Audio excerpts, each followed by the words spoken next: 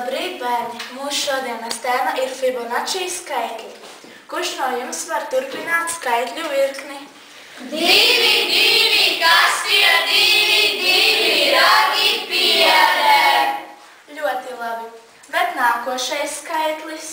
3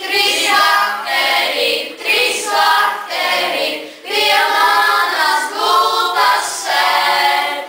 3 lakteri, pie manas gultas sēd. Ļoti labi, jūs pat nodziedāt mākat. Bet nākošais skaitlis? 5 vilki vilku vilka paslidenu ezeriņu. Fantastiski. Bet nākošais skaitlis? 8 gustoņi, 8 saskaitīt spēs. Kur Fibonacci skaitļi ir redzami dabā? Saules, ananās, kaut kur smaržo ananās.